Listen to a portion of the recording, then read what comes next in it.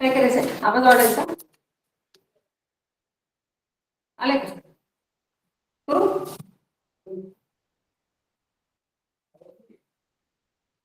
महाराष्ट्र राज्य परीक्षा परिषद पुणे संचलित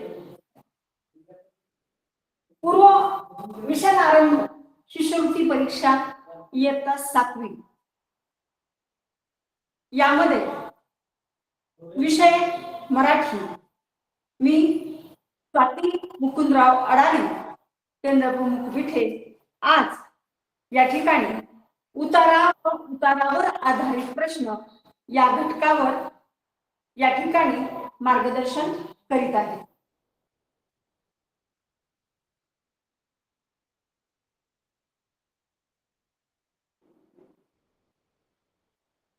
मिशन आरंभ 2026 यामध्ये जिल्हा परिषद अहिल्यानगरचे मुख्य कार्यकारी अधिकारी माननीय आनंद भंडारी साहेब, जिल्हा शिक्षणाधिकारी प्राथमिक अहिल्यानगर माननीय भास्कर पाटील साहेब आणि गट शिक्षणाधिकारी पंचायत समिती अकोले माननीय अरविंद कुमावत साहेब यांच्या मार्गदर्शनामध्ये हा यावेळीचा मिशन आरंभ 2026 चे मार्गदर्शन वर्ग सुरू होत आहे. या ठिकाणी मला जो घटक आलेला आहे तो आहे उतारा आणि उतारावर आधारित प्रश्न. त्यामध्ये जे परीक्षेला आलेले जे प्रश्न आहेत ज्याला पीवायक्यूएस विश्लेषण म्हणतो, तर वर्ष 2017 या ठिकाणी आकलनामध्ये उतारा आलेला होता आणि त्या उतार्यावर आधारित 3 प्रश्न होते. 2018 आकलनामध्ये संवाद आणि उतारा आलेले होते, त्याच्यामध्ये एकूण 6 प्रश्न होते. म्हणजे उतार्यावर आधारित 3 आणि संवादावर आधारित 3 असे. 2019 उतारा आणि संवाद या दोन्हीचे प्रश्न आलेले नव्हते. 2020 मध्ये उतार्यावर आधारित 3 प्रश्न होते. 21 संवादावर आधारित 3 प्रश्न होते. म्हणजे उतार्याच्या ऐवजी 2021 संवादावर आधारित प्रश्न विचारले गेले. 2022 उतार्यावर आधारित 3 प्रश्न आले.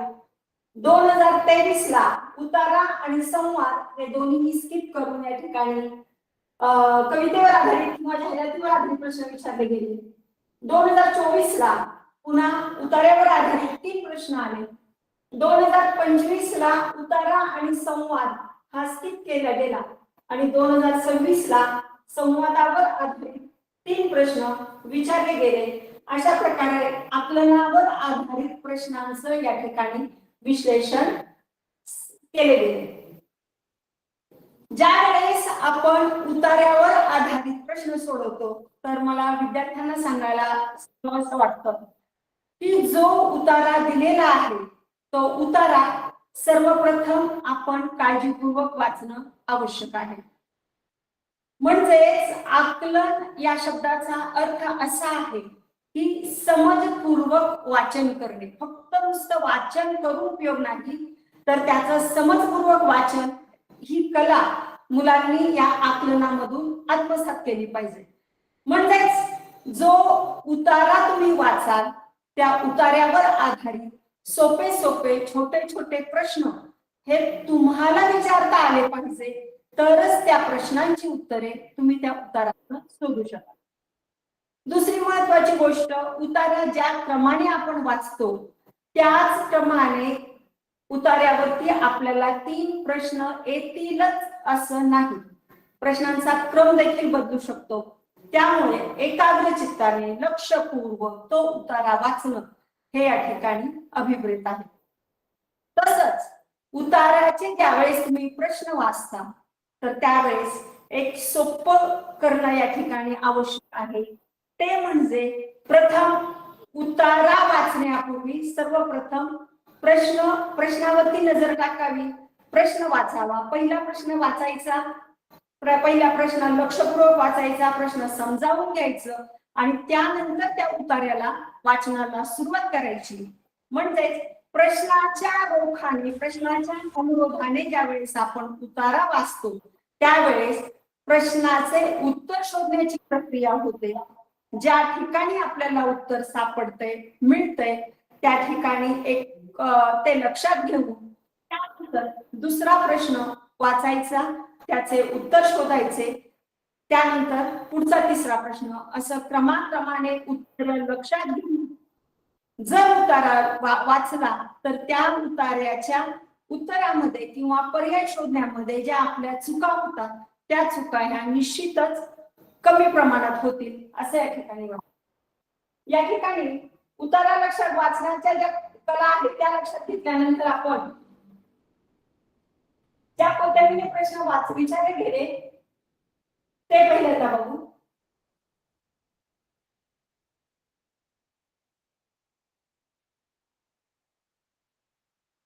2024 ची सरकारी प्रश्नपत्रिका आहे तर त्यामध्ये एक उतारा आलेला होता. तो उतारा या ठिकाणी घेतलेला आहे. उतारा वाचण्यापूर्वी आपण या ठिकाणी सर्वप्रथम प्रश्न बघू.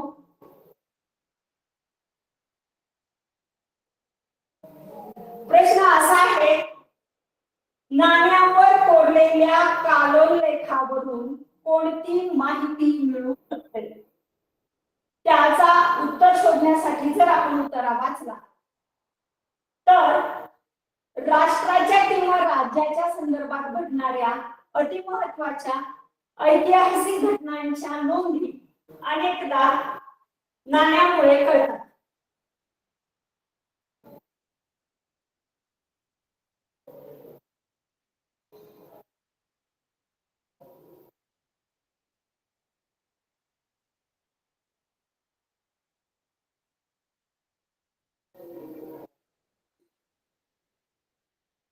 नाण्याला 3 बाजू असतात हे विधान कदाचित चुकीचे वाटेल, पण नाण्यांच्या 2 बाजूंप्रमाणे त्या नाण्याची कड ही तिसरी बाजूच असते. त्यावर उभ्या बारीक रेषा असतात. क्रिकेटच्या खेळात डाव सुरू करण्यापूर्वी केली जाणारी नाणेफेक अनेकदा महत्वाची ठरते. विविध प्रकारच्या कालगणनांची उकल नाण्यावर कोरलेल्या कालोल्लेखावरून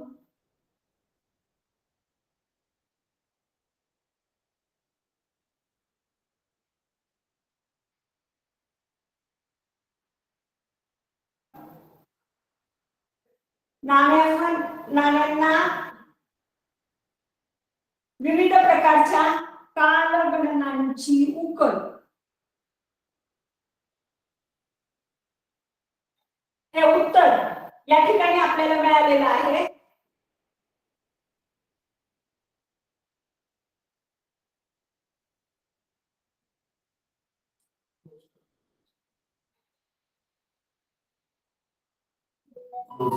हा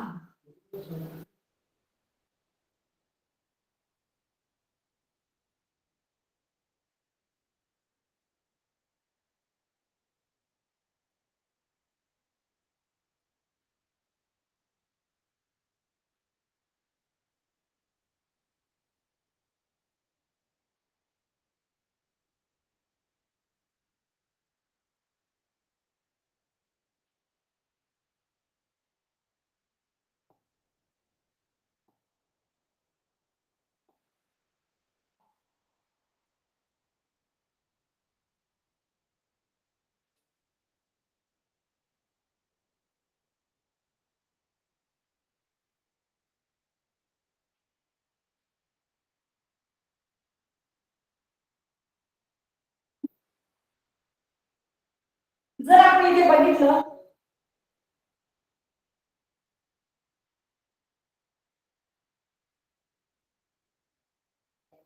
तर नाण्यावर कोरलेल्या काललेखावरून आपल्याला कालगणनांची उकल समजते. या पर्यायाचं आपल्याला या ठिकाणी उत्तर उतार्यामध्ये मिळतो. म्हणजेच इथे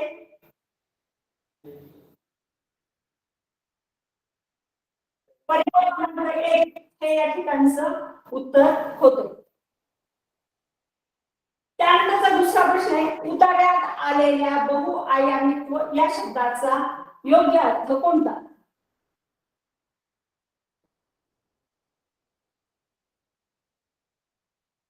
उत्तर आपल्याला काललेखावरून होऊ शकते इथपर्यंत मिळालेलं होतं. त्याच्यापुढे आपण उतारा वाचायला सुरुवात करतोय. नाण्यावर असलेली चिन्हे आणि आकृत्या यावरून धार्मिक आणि सामाजिक परंपरांचे ज्ञान होते. भूतकाळाचा आरसा असे नाण्यांना म्हणतात, ते काही खोटे नाही. भाषा विज्ञानात व्याकरण आणि नाण्यांवरून आलेल्या म्हणी हा एक आनंददायी अभ्यासाचा विषय ठरू शकतो. नाणी संग्रह करणे हा जरी थोडा खर्चिक छंद असला तरी त्याचे बहुआयामित्व घेतले तर ज्ञानाची उघडी खिडकी हे त्याचे स्वरूप विसरून चालणार नाही.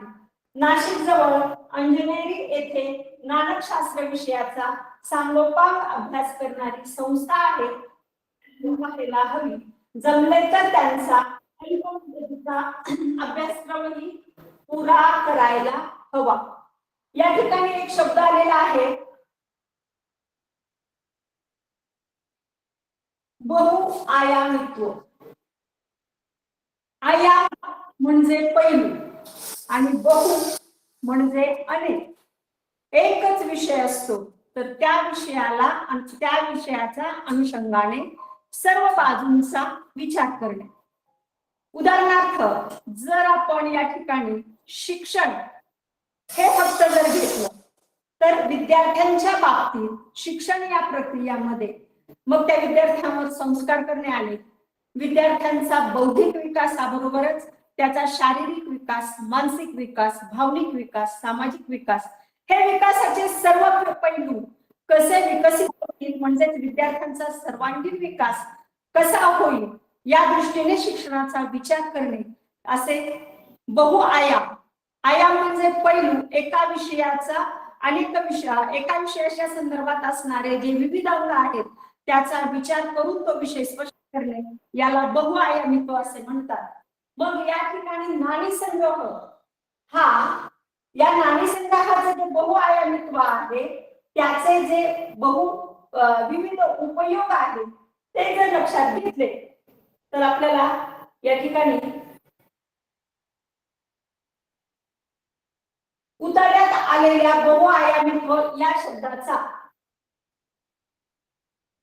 योग्य अर्थ कोणता?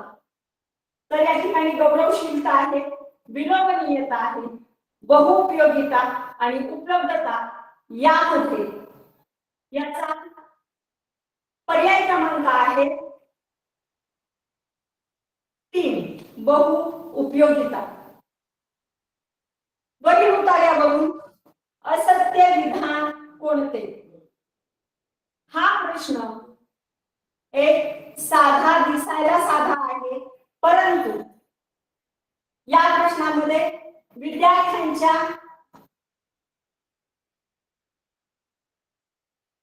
आकलनाची कसोटी आहे हे लक्षात येते. बघा कसं येते ते, वरील उतार्यातले असत्य विधान आपल्याला शोधायचं आहे. हे असत्य म्हणजे 3 विधान या ठिकाणी सत्य आहे. पहिलं विधान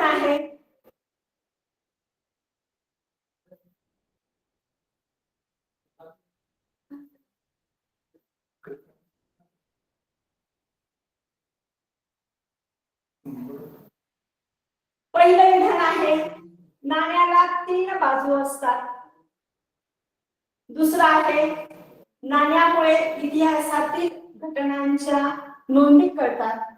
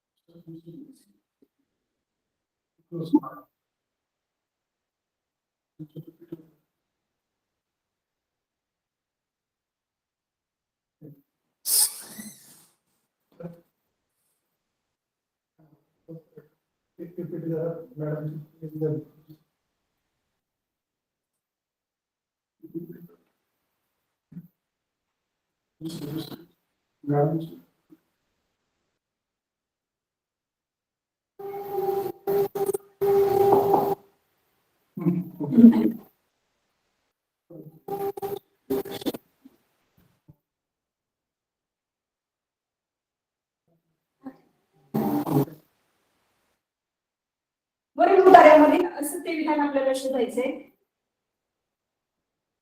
नाण्याला 3 बाजू असतात. नाण्यामुळे इतिहासातील घटनांच्या नोंदी कळतात. नाणी संग्रह करणे हा अतिशय खर्चिक छंद आहे आणि संग्रहित केलेली नाणी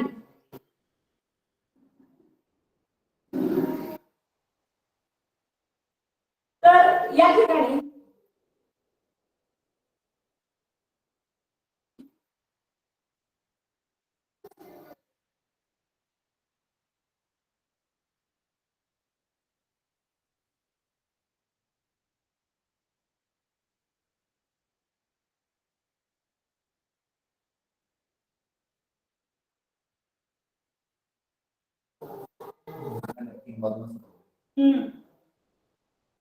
या ठिकाणी तिसरं वाक्य जे आहे की नाण्याला 3 बाजू असतात.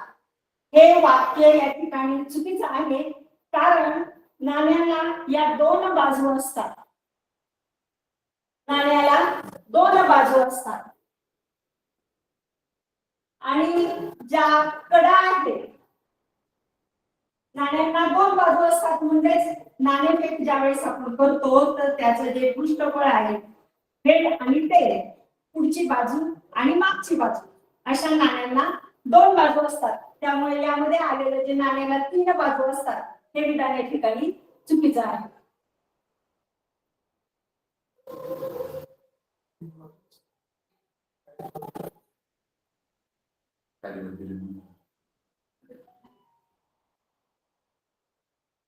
आता या ठिकाणचा जो दुसरा उत्तर आहे, खालील उत्तरा काळजीपूर्वक वाचा आणि त्यावर आधारित विचारलेल्या प्रश्नांची उत्तरे पर्यायातून निवडा.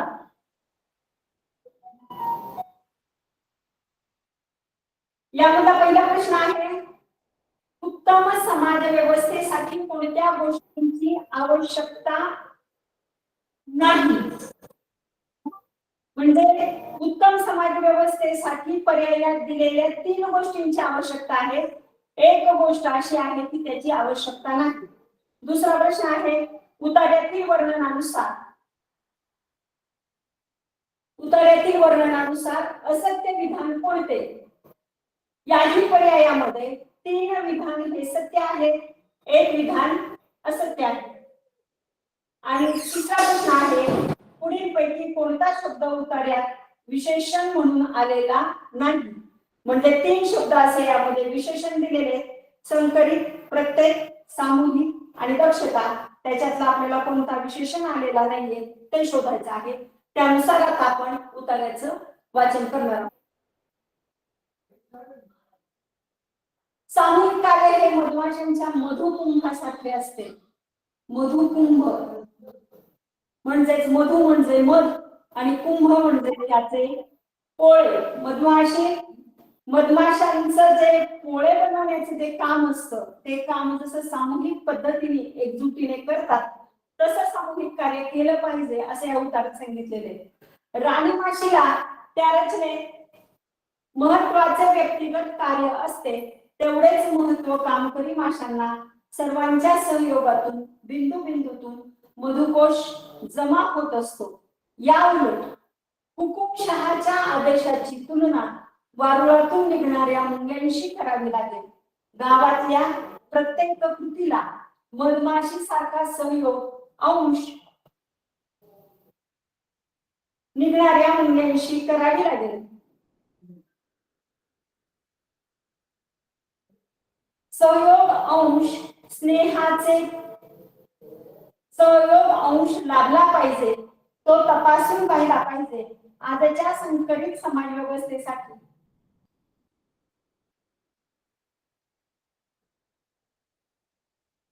भरघोस स्नेहाचे पीठ घ्यायला अशा दक्षतेची आवश्यकता आहे. या कल्पनेत आहे ती सुद्धा या माणुसकीचीच उत्तम जोपासलेली समज. युक्तिशक्ती बरोबरच भक्ती सुद्धा वाढली पाहिजे. स्पर्धेपेक्षा देखील सहकार्यातून आपण जास्त कमवू शकतो याचा इसार आजच्या काळाने दिला पाहिजे. या उतार्यामध्ये बरेचसे शब्द असे आलेले आहेत की त्या शब्दांचा पर्यायी शब्द, त्या शब्दांचे समानार्थी शब्द या ठिकाणी समजून घेणं अतिशय आवश्यक आहे. यामध्ये पहिला प्रश्न होता, उत्तम समाज व्यवस्थेसाठी कोणत्या गोष्टीची आवश्यकता नाही. तर उत्तम समाज व्यवस्थेसाठी आता आपण उतारा वाचलोय. शक्तीची आवश्यकता आहे, माणुसकीची आवश्यकता आहे, परंतु इथे हुकुमशहाच्या आदेशाची या ठिकाणी गरज नाही. म्हणजे पर्याय क्रमांक 2 हा आदेशाची या ठिकाणी आदेशाची आवश्यकता नाही. प्रेमभावाची आवश्यकता कुठे आहे तर इथे आपल्याला दिसते स्नेहाचे पीक घ्यायला. स्नेहाचे म्हणजे प्रेमाचे, या ठिकाणी प्रेमभावाची पण आवश्यकता आहे, परंतु आदेशाची मात्र त्यासाठी गरज नाही. म्हणून पर्याय क्रमांक 2 हा त्याचं उत्तर आलेलं आहे. उतार्यातील वर्णनानुसार असत्य विधान कोणते तर असत्य विधान राणी माशी इतकेच कामकरी माशांना महत्व असते ते उदाहरण बरोबर आहे.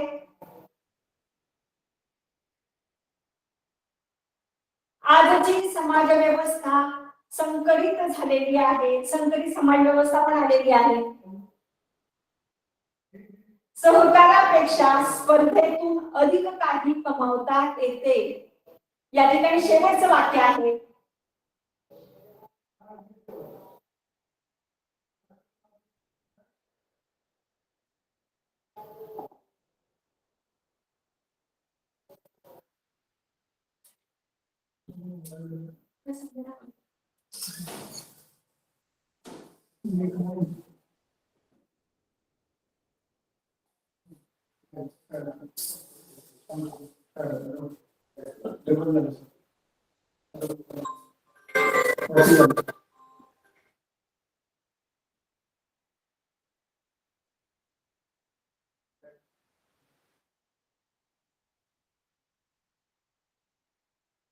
या ठिकाणचं वाक्य आहे, सहकारातून आपण जास्त कमावू शकतो.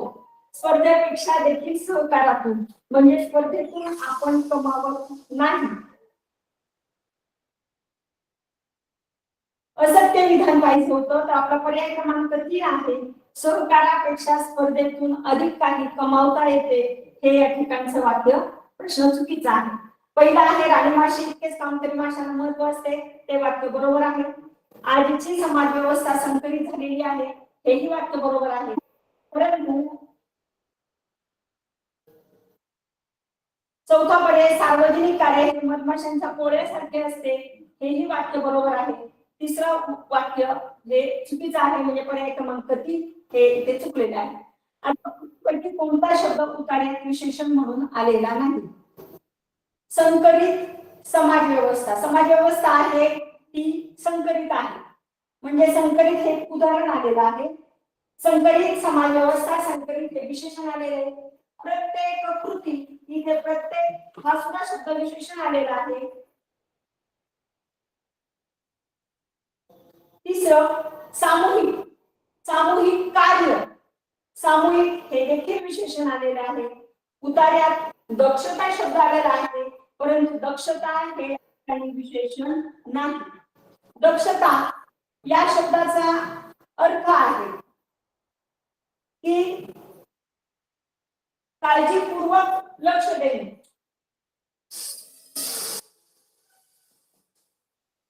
दक्षता हे स्त्रीलिंगी भाववाचक नाम आहे. दक्षता या शब्दाकडून एखाद्या व्यक्तीचा तो गुण दर्शवतोय, भाव दर्शवतोय, म्हणून दक्षता या शब्दाला स्त्रीलिंगी भाववाचक नाम म्हटलेलं आहे.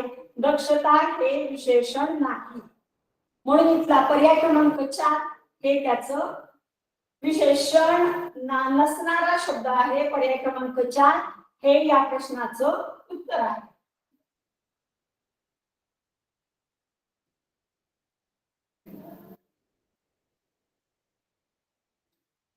पुढचं उत्तर आहे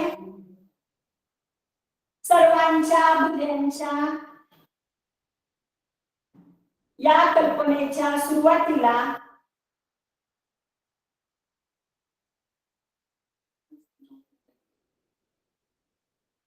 स्वप्नरंजन म्हणून उपहास करण्यात आला. कुठल्याही गोष्टीच्या जन्माच्या वेळी ती परिपूर्ण वा सुंदर असते असे नाही. आपण उत्तरापूर्वी प्रश्न वाचू.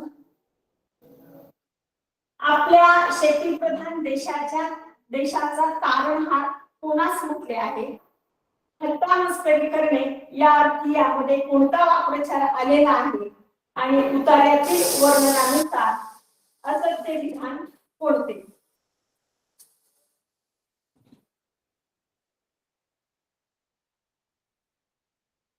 सर्वांच्या भल्याचा विचार या कल्पनेच्या सुरुवातीला स्वप्नरंजन म्हणून उपहास करण्यात आला.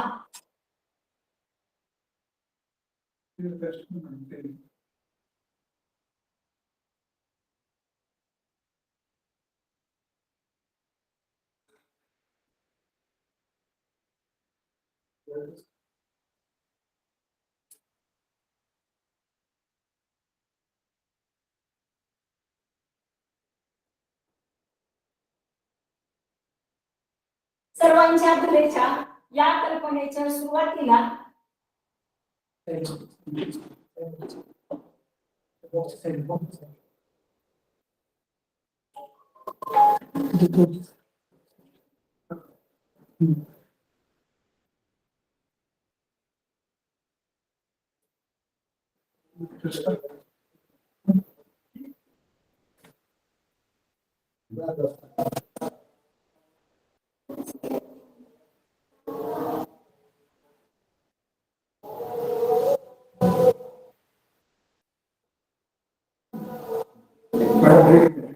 सर्वांच्या भल्याच्या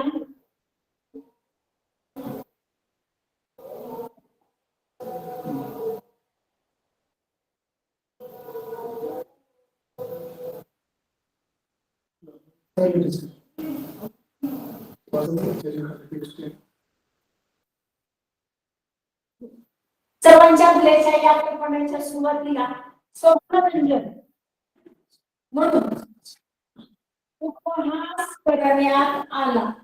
या ठिकाणचा जो दुसरा प्रश्न होता थट्टा मस्करी करणे म्हणजेच उपहास करणे हा या ठिकाणचा पर्याय क्रमांक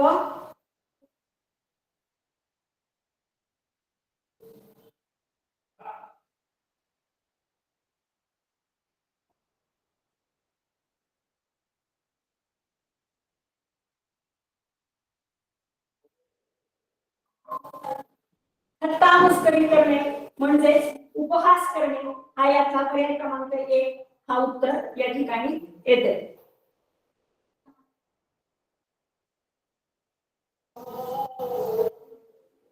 कुठल्याही गोष्टीचा जन्माच्या वेळी ती परिपूर्ण वा सुंदर असतेच असे नाही.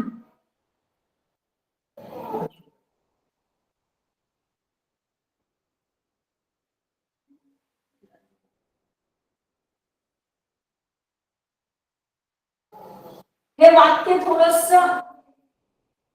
कुठलीही वस्तू आहे कुठलीही गोष्ट आहे त्या गोष्टीच्या जन्माच्या वेळी ती परिपूर्ण व सुंदर असतेच असे नाही. बहुधा जन्माच्या वेळी त्या वस्तूचे त्या गोष्टीचे रूप हे ओबडधोबड असते. आधुनिक तंत्राचा समाज व्यवस्थेसाठी खूपच उपयोग होणार आहे. सामाजिक कार्याच्या तळमळीत बासनातल्या कापूरवड्या हुमवून चालणार नाही किंवा ती कल्पना स्वाहाकार करून हजम करता येणार नाही. विज्ञान यंत्र तंत्र आणि अहिंसक दिलेली साठी तो मंत्रही आहे. गावाने आपल्या नव्या पिढीला याचे दर्शन घडवून आणले पाहिजे. विज्ञानाने अमर्याद संधी उपलब्ध करून दिली आहे. ती आता पुन्हा जातीची वा कुळाची मालमत्ता राहिलेली नाही. आपल्या शेती प्रधान देशात कोंडी करणारे पुरातन बाले किल्ले तर पुष्कळ अंशी ढासळलेले आहेत, तरी त्याची चाहूल लागली आहे खास. पण शेतकऱ्यांची प्रगती केवळ समाजवादी घोषणांनी किंवा मतपत्रिकेच्या चित्रावर ठप्पे लावून होणार नाही. त्यासाठीच्या क्रिया नवी व्यवस्था आणू शकत नाही. विज्ञानाची जोड असलेली तळमळ हीच आपल्या शेतीप्रधान देशाला तारून येईल. तेथेच मतपेटीतून जन्मलेल्या नव्या नेतृत्वाला वाव मिळणार आहे. हा उतारा वाचताना एक लक्षात आहे की उतार्याचे वाक्य ज्या क्रमाने आहे त्याप्रमाणे प्रश्न विचारले गेले नाही. आपला पहिला प्रश्न होता आपल्याला विचारलेला, आपल्या शेती प्रधान देशाचा तारणहार कोणास म्हटले आहे. याचे पर्याय जर बघितले तर जातीविरुद्धाच्या तटांना, दुसरा पर्याय आहे समाजवादी घोषणांना, तिसरा पर्याय आहे विज्ञानाची जोड असलेल्या तळमळीला आणि चौथा पर्याय आहे कर्मठ विचारांना. तर यातला शेवटच्या ओळीमध्ये आपल्याला याचं उत्तर मिळतंय विज्ञानाची जोड असलेली तळमळ हीच आपल्या शेतीप्रधान देशाला तारून देईल. म्हणजे पर्याय क्रमांक 3 विज्ञानाच्या जोड असलेल्या तळमळीला शेती प्रधान देशाचा तारणहार म्हटलेला आहे. पहिल्या प्रश्नाचं उत्तर आपल्याला संपूर्ण उतार्याच्या शेवटी मिळालेलं आहे. मगाशी आपण थट्टा मस्करी करणे प्रश्नाचं उत्तर शोधलेलं आहे ते म्हणजे आहे उपहास करणे. हा उतार्याच्या पहिल्याला स्वप्नरंजन म्हटलेलं आहे. विज्ञाननिष्ठ चळवळीला स्वप्नरंजन या शब्दाने त्याचा उपहास केलेला आहे. हे दुसऱ्या प्रश्नाचं उत्तर आपल्याला पहिल्यांदा मिळालेलं आहे. आणि शेवटचा आहे उतार्यातील वर्णनानुसार असत्य विधान कोणते. 3 विधान सत्य आहेत, 1 विधान असत्य आहे. असत्य विधान शोधायचे आपल्याला. पहिला पर्याय आहे आधुनिक तंत्रज्ञानाचा उपयोग समाज व्यवस्थेसाठी होईल.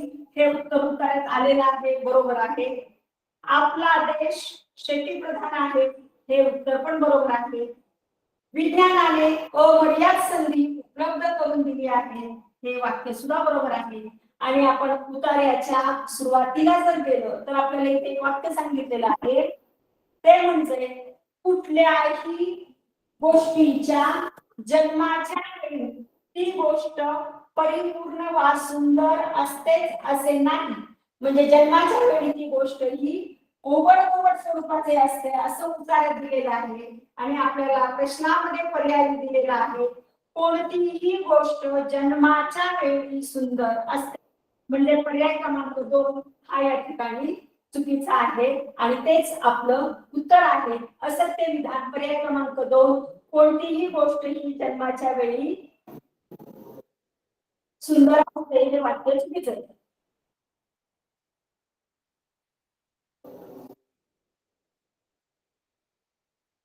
या ठिकाणी 2017 ला एक उत्तर आलेला आहे.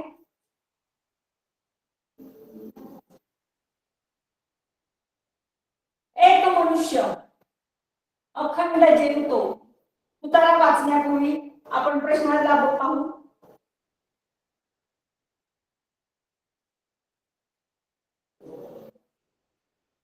प्रश्नामध्ये आहे निसर्गाला कोणती गोष्ट मान्य असते. धर्म, पंथ, जाती आणि समानता. दुसरा प्रश्न आहे वरील उतार्यातील आशयावरून असत्य विधान कोणते. असत्य शोधायचे. प्रत्येक व्यक्तीचे अस्तित्व हे स्वयंभू असते. निसर्गाने धर्म, जात, पंथ निर्माण केले आहेत. जगा आणि जगू द्या असा निसर्गाचा नियम आहे. दुसऱ्यावर अधिकार गाजवू नये असे निसर्गाला अभिप्रेत आहे. आणि प्रश्न तिसरा आहे माणसाच्या अहमहमिकेमुळे जीवन पवित्र झाले, धर्म निर्माण झाले, पंथ निर्माण झाले. हा तीन पर्याय यामध्ये पहिला पर्याय आहे ब आणि क बरोबर, दुसरा पर्याय आहे फक्त अ बरोबर, तिसरा आहे अ आणि क बरोबर आणि चौथा आहे फक्त ब बरोबर. त्याच्या अनुषंगाने जर आपण उतार्याला वाचन केलं तर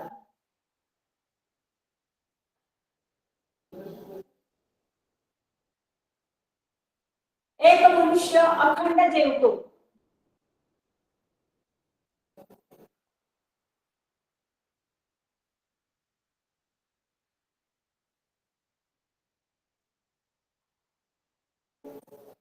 एक मनुष्य अखंड जेवतो आणि दुसरा सतत उपाशी राहतो. हे निसर्गाला कधीच मंजूर नाही. एक मनुष्य दुसऱ्याचा मालक होऊ शकतो, हे सुद्धा मंजूर नाही. प्रत्येक जण स्वयंभू आहे, त्याचे अस्तित्व कुणाच्या दयेवर उभं नाही. एखादं उंच वडाचं झाड केवळ आकारानं सामर्थ्यानं मोठं आहे, म्हणून त्याचं मोल जुईच्या फुलापेक्षा जास्त आहे असं नाही. निसर्गाला जाती मंजूर नाही, तसाच धर्मही मंजूर नाही. मी तुझ्यापेक्षा पवित्र आहे असं सांगण्याच्या अहमहिकेनं माणसानेच धर्म निर्माण केले, पंथ निर्माण केले. निसर्गाला कुठला आला आहे धर्म? तो ख्रिश्चन असतो की हिंदू की मुस्लिम, निसर्गाला धर्म असलाच तर जगा आणि जगू द्या एवढाच असू शकतो. मानवी पवित्र्याच्या कल्पनेनं निसर्ग बंदिस्त नाही, परंतु त्याच्या दृष्टीनं जीवनच पवित्र आहे. माणसांनी या पृथ्वीवर कसं जगावं हे शेवटी माणसांनीच ठरवायचं आहे. या उतार्यामध्ये निसर्ग आणि मानव या दोन्हीच्या ज्या सीमा आहेत त्या सीमा अधोरेखित केलेल्या आपल्याला दिसून येतात. यामध्ये पहिलं वाक्य होतं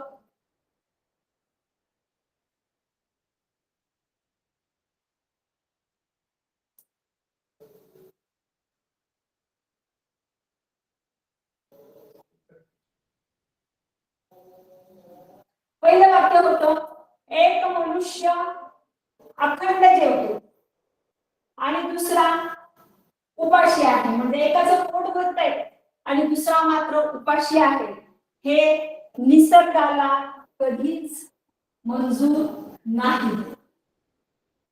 एक मनुष्य दुसऱ्याचा मालक होतोय, म्हणजे एक जण नोकर आहे आणि दुसरा मालक आहे, एक दास आहे आणि दुसरा मालक आहे, हे सुद्धा निसर्गाला मंजूर नाही.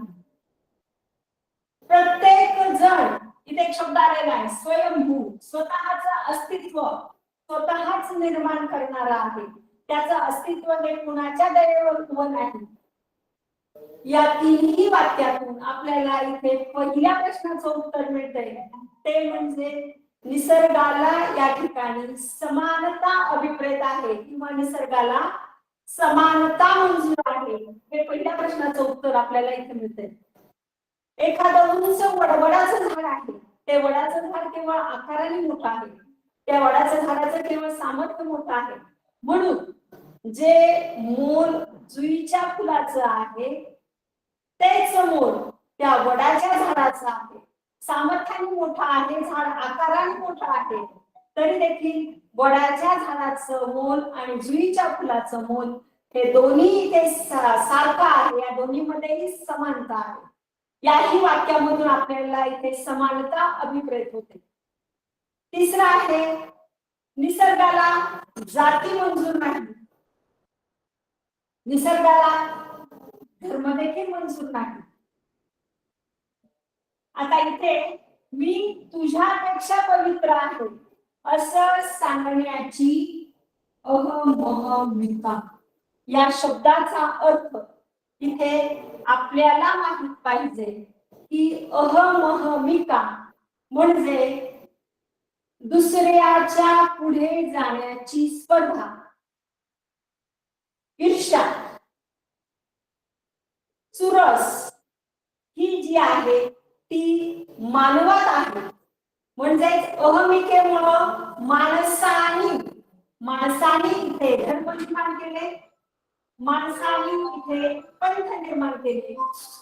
निसर्गाला ना धर्म आहे, निसर्गाला कोणताच धर्म नाही. तो ख्रिश्चन नाही, निसर्ग ख्रिश्चन नाही, निसर्ग हिंदू नाही आणि निसर्ग मुस्लिम देखील नाही.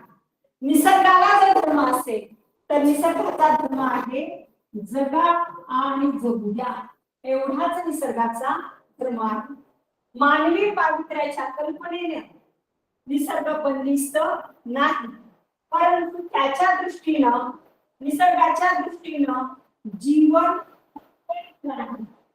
माणसांनी या पृथ्वीवर कसं जगावं हे शेवटी माणसांनीच ठरवायचं आहे.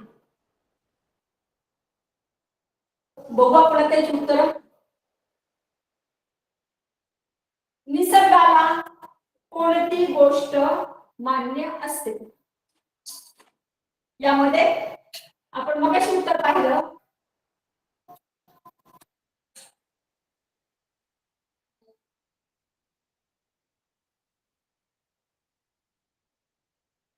यामध्ये आपण मगाशी उत्तर पाहिलं तर निसर्गाला धर्म मान्य नाही, निसर्गाला पंथ मान्य नाही, निसर्गाला जाती मान्य नाही आणि उतार्याच्या पहिल्या 4 ओळीमध्ये आपण त्याचं उत्तर पाहिलं होतं, निसर्गाला समानता मान्य आहे. दुसरा प्रश्न होता वरील उतार्यातील आशयावरून असत्य विधान आपल्याला शोधायचं आहे. त्यातलं पहिलं आहे प्रत्येक व्यक्तीचे अस्तित्व स्वयंभू आहे, हे उत्तर बरोबर आहे. जगा आणि जगू द्या असा निसर्गाचा नियम आहे, हे वाक्य पण बरोबर आहे. दुसऱ्यावर अधिकार गाजवू नये असे निसर्गाला अभिप्रेत आहे, हे पण वाक्य बरोबर आहे. मात्र निसर्गाने धर्म जात पंथ निर्माण केले आहे, हे वाक्य चुकीचं आहे. पण आपल्यासाठी असत्य विधान आहे. आपला पर्याय क्रमांक 2 आहे. धर्म जात पंथ हे निसर्गाने निर्माण केलेले नसून ते मानवाने निर्माण केलेले आहे. म्हणजे उतार्यातील आशयावरून असलेले असत्य विधान हा पर्याय क्रमांक 2 आहे. माणसाच्या अहममिकामुळे मगाशी आपण म्हटलं निसर्गाची अहममिका नाहीये. एखाद्या गोष्टीमध्ये दुसऱ्याच्या पुढे जाण्याची स्पर्धा, ईर्ष्या, चढाओढ हे सर्व मानवाने निर्माण केलेलं आहे आणि या अहममिकेमुळे जीवन पवित्र झाले असं नसून या अहममिकेमुळे धर्म निर्माण झाले, या अहममिकेमुळे पंथ निर्माण झाले.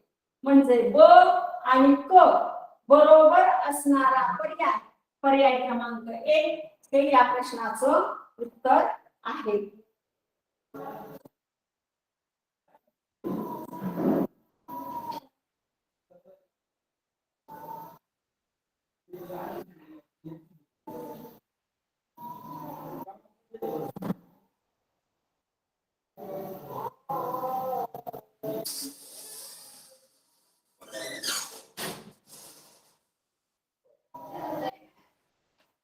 पुढचं उत्तर आहे मागील 2.5 दशकापासून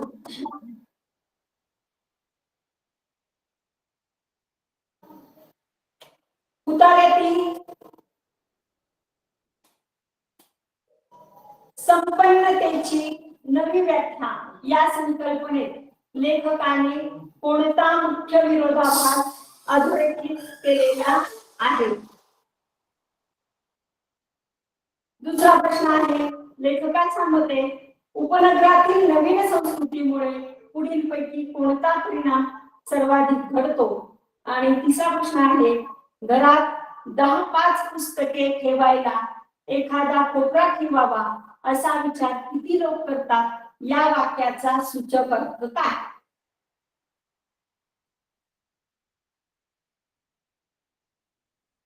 मागील 2.5 दशकापासून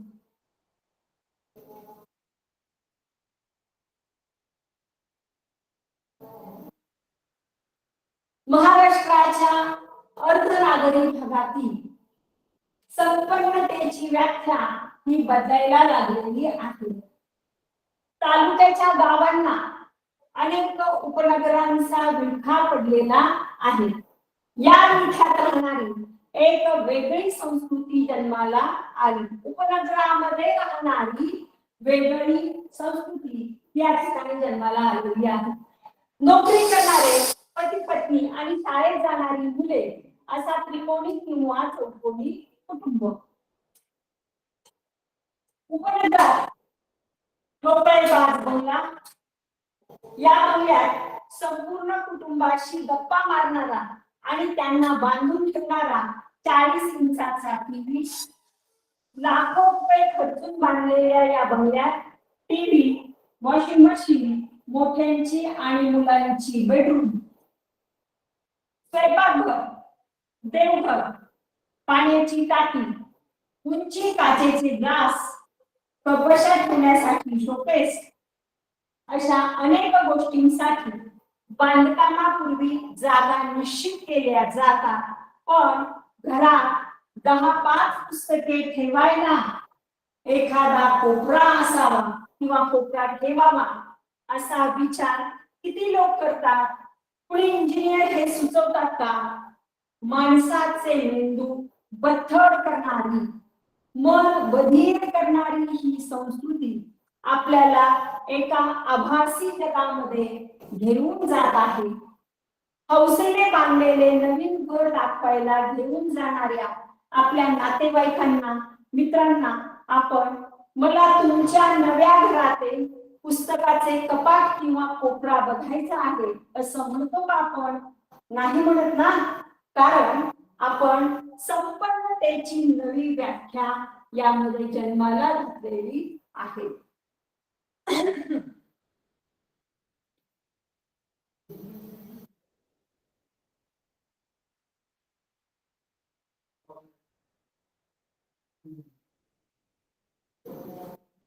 या अंतर्गतील संपन्नतेची नवी व्याख्या या संकल्पनेत लेखकाने कोणता विरोधाभास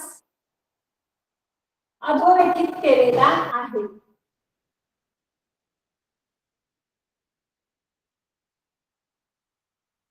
विरोधाभास सांगितलेला आहे. ग्रामीण आणि शहरी जीवनशैलीतील तफावत, भौतिक सुविधा आणि बौद्धिक सांस्कृतिक विकासातील विसंगती, कुटुंबाच्या आकारातील बदल आणि आर्थिक स्थिती आणि आधुनिक तंत्रज्ञान आणि पारंपरिक मूल्यातला संघर्ष.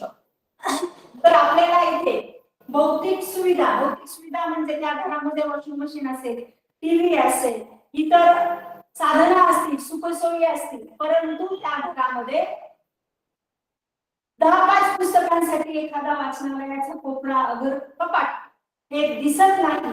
म्हणून बौद्धिक आणि सांस्कृतिक विकास आणि भौतिक सुविधा यामधली विसंगती हा विरोधाभास लेखकांनी या कार्यामध्ये अधोरेखित केलेला आहे. लेखकाच्या मते उपनगरातील नवीन संस्कृतीमुळे पुढील पैकी कोणता परिणाम सर्वाधिक होतो? 3 परिणाम आहेत. उपनगरातील नवीन संस्कृतीमुळे कुटुंबातील सदस्यांमध्ये संवाद वाढतो नाही. मुलांच्या शैक्षणिक प्रगतीत मोठी वाढ होते. त्यापेक्षाही प्रगतीत वाढ होते, परंतु माणूस हा आभासी जगात रमत आहे आणि त्यांच्यातील संवेदनशीलता कमी होत आहे. इथे बथड मनाचा जो उल्लेख केलेला आहे, संवेदनशीलता हरवणाऱ्या मनाचा जो उल्लेख केलेला आहे, तर इथे पर्याय क्रमांक 3 माणूस आभासी जगात जास्त रमतोय आणि माणसाची संवेदनशीलता कमी झालेली आहे. भावना शून्य माणूस होत चाललेला आहे. हे या ठिकाणचं उत्तर आहे.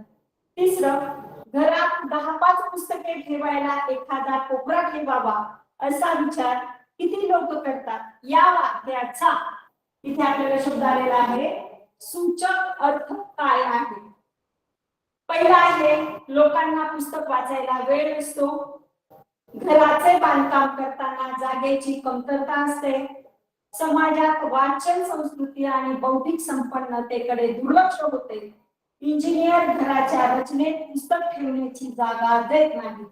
यामधला पर्याय क्रमांक 3 आहे की जो समाज तयार होतो या आवासी जगाप्रमाणाला त्याच्यामध्ये वाचन संस्कृती आणि बौद्धिक संपन्नता याकडे दुर्लक्ष होताना आपल्याला दिसतंय.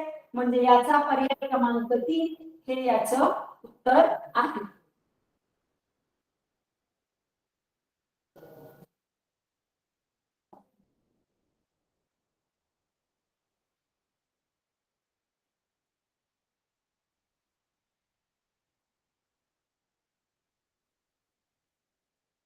इसवी सन पूर्व सुमारे 200 वर्षापूर्वी प्रवरेच्या काठावर, उतारा फार सुंदर आहे हा,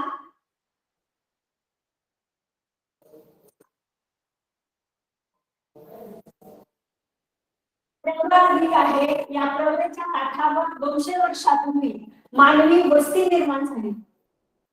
हळूहळू एक छोटेसे गाव आकाराला या गावाजवळ एक नव्हे, दोन नव्हे, तर चक्क 4 लहान मोठ्या नद्यांचा संगम झाला होता. म्हणून पुढे लोक या गावाचं नाव होतं संगमिका. संगमिका या गावाचं आजचं नाव आहे संगमनेर. गावाच्या पश्चिमेला, संगमनेर गावाच्या पश्चिमेला माणुंगी आणि मानुटी या 2 नद्यांचा संगम आहे. मानुटीला आपल्या पोटात सामावून घेत माणुंगी पुढे सरकते. तोच दुसरी नदी आहे अमृतवाहिनी. पहिली आहे मानुटी, मानुटी नंतर इथे दुसरी नदी आली अमृतवाहिनी. अमृतवाहिनी पयोधरा, या अमृतवाहिनीचं नाव आहे पयोधरा. माणुंगी ही मोठ्या दिमाखाने पुढे सरकत जाऊन थोरल्या बहिणीला धाकटीने भेटावे, हा शब्द अतिशय महत्वाचा. तसेच ती माणुंगी नदी ही पयोधरेला जाऊन मिळते. तत्कालीन सुसंस्कृत मानवी जीवनाला आकार देणारी पयोधरा पुढे नाटकी नावाच्या छोट्या नदीला मिळते. माणुंगी पहिल्यांदा माणुकीला मिळते, माणुकीनंतर ती पयोधरेला मिळते, पयोधरेनंतर ती नाटकी नदीला आपले सामावून घेत बेफामपणे दौडत पुढे निघते. ही पयोधरा म्हणजेच आजची प्रवरा नदी. प्रवरा नदीचं जुनं नाव पयोधरा आहे. पाषाण युगातील मानवाला ज्या ममतेने पयोधरेने घडवले त्याच ममतेने आज पयोधरेची प्रवरा बनलेली प्रवरा माई इथले जीवन घडवत आहे. सम्राट अशोकाच्या मृत्यूनंतर त्याच्या मौर्य साम्राज्याची अनेक शकले झाली. नंतर सातवाहनांची सत्ता प्रस्थापित झाली. त्यांनी त्यांची राजधानी प्रतिष्ठान, या प्रतिष्ठानचं नवं नाव आहे सध्याचं पैठण, येथे स्थापन केले. सातवाहनांच्या काळात नाशिक, पैठण, जुन्नर आदी शहरे भरभराटीस आली असल्याचा इतिहासात उल्लेख मिळतो. त्यामुळे नाशिक, पैठण आणि जुन्नर यांच्या मधोमध असलेले संगमनेर हे गावही सातवाहनांच्या अधिपत्याखाली असल्याचा निष्कर्ष मिळतो. आता या ज्या खुणा केलेल्या आहेत आपण, याच्यावरून आपल्याला पुढे जाता येईल. उतार्याचे प्रश्न आहेत. उतार्यात वर्णन केलेल्या नद्यांचा संगमांचा योग्य क्रम पश्चिमेकडून पूर्वेकडे किंवा प्रवाहाच्या दिशेने. आपण बघितलेलं होतं, खुणा केलेल्या होत्या त्याप्रमाणे माळुंगी आणि मानुटी ही पहिली नदी, मानुटी एक, माळुंगी आणि पयोधरा ही दुसरी, आणि पयोधरा आणि नाटकी ही तिसरी. म्हणजे या ठिकाणचा पहिला पर्याय हा बरोबर आहे. त्यानंतर उतार्यातील संदर्भानुसार खालीलपैकी कोणते विधान असत्य आहे? असत्य विधान शोधायचे. पयोधरा हे प्रवरा नदीचे प्राचीन नाव असून तिला अमृतवाहिनी असेही संबोधले जाते, बरोबर आहे. मौर्य साम्राज्याच्या ऱ्हासानंतर या प्रदेशात सातवाहनांची सत्ता प्रस्थापित झाली. संगमिका या नावाचा उगम या गावाजवळ होणाऱ्या 4 नद्यांच्या संगमामुळे झालेला आहे. अ ब क तिन्ही वाक्य बरोबर आहे. चौथं आहे माळुंगी नदी ही पयोधरा नदीची थोरली बहीण म्हणून उतार्यात वर्णिलेले आहे नाही. माळुंगी नदी ही पयोधरा नदीची धाकटी बहीण आहे. धाकटीने भेटावे थोरलीला असा या ठिकाणी उतार्यामध्ये उल्लेख आलेला आहे.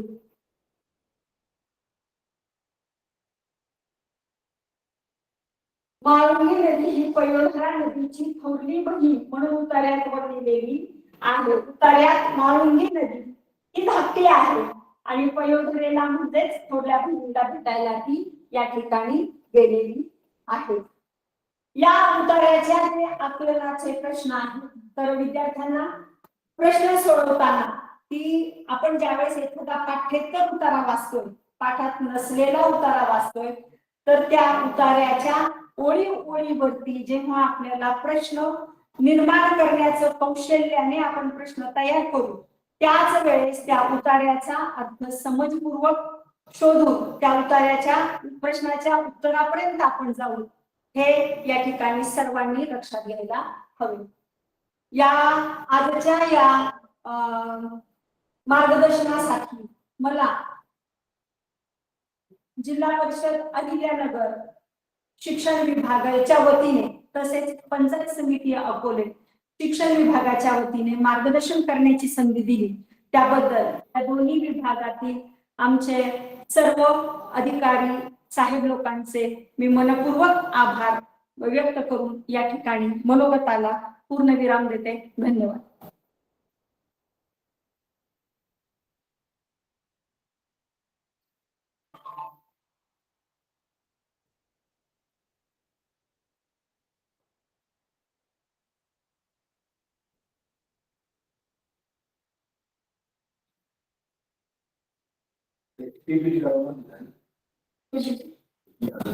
हाँ